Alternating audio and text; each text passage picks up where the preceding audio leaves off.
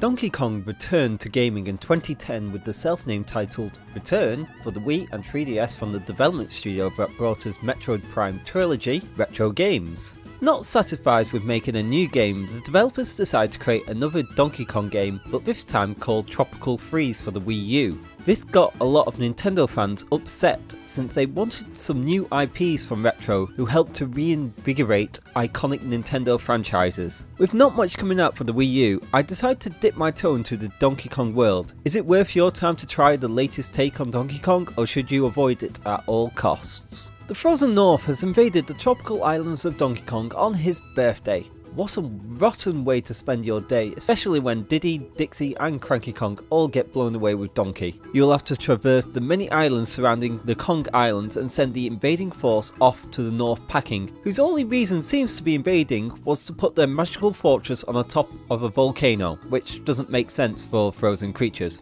Anyway, that's all about the story you'll get in this game, but that's not why you come to Donkey Kong. You come for the hardcore platforming experience like the good old Super NES days. You will guide Donkey Kong through each level, which you will unfortunately die in a lot, from the precise platforming you'll have to make, especially in the latter half of the game, where you'll die at least 20 times at the same section. There are 6 islands to explore, all with their own diverse range of levels, enemies and different gameplay variants, and you'll be doing something relatively new in each level, that you will not see ever again. You won't be alone within this journey, and you'll be joined by the rest of the Kong clan who got blown away with you, and each can be found in barrels scattered around each level. They all come with their unique abilities that will help you traverse the levels better. Diddy Kong can help you hover for a few seconds, Dixie will let you extend your jump animation to reach higher places, while Cranky Kong has been taking some tips from Scrooge McDuck with the ability to use his cane as a pogo stick to avoid spike damage and jump higher. Having a partner extends your life bar by 2, which makes for a grand total of 4, but you will be losing these left, right and centre. But the game is more forgiving than the original Donkey Kong, where everything would kill you in one hit. As I said before, you'll be dying a lot in this game, and each time that happens, you will use a life which is indicated by a red balloon. Even when you're dying all the time, it doesn't really matter since the game throws extra lives at you like no tomorrow. I had 50 lives by the end of the first island, and eventually bouncing around the 90+ mark near the end of the game. The reason for this is that every 100 bananas you collect, you'll be given an extra life. I still find it funny that video games like Mario, Sonic and Donkey Kong still use this when it's not quite relevant anymore in modern day gaming.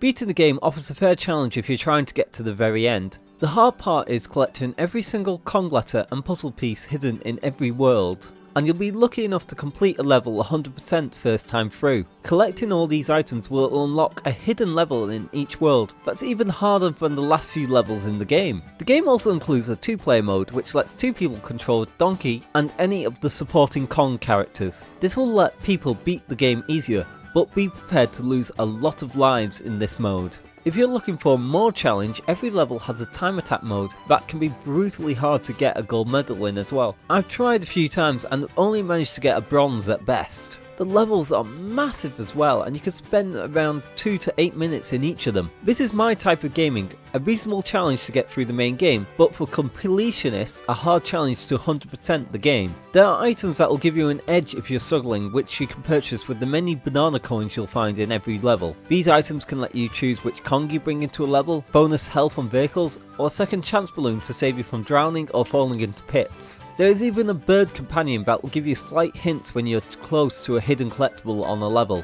Then there are the boss fights at the end of each world, which will offer a unique challenge and increasingly gets harder the longer the fight takes. Controls for the game are much improved over Donkey Kong's returns, with not having to use waggle controls on the Wii remote. Interestingly enough, the Wii U gamepad, the main feature for the Nintendo Wii U, switches off when you play on the TV. It kind of conflicts with Nintendo saying that they want more people to use this device for gaming. Controls are tight and responsive, which is important since timing is everything for this game. There are tutorials throughout the game which will tell you about the controls, but I did notice some things you have to discover yourself, from pressing jump when landing on enemies to get a high jump, to swimming and vehicle controls. The visual design for Tropical Freeze is amazing, from level design to character models themselves. Each island tells a story and each level within it gives off that story of that area. You can see this especially during Juicy Jungle, where you're following the food process of the fruit throughout the island. Music is great as well, and even in some levels changes with the actions you make within the game.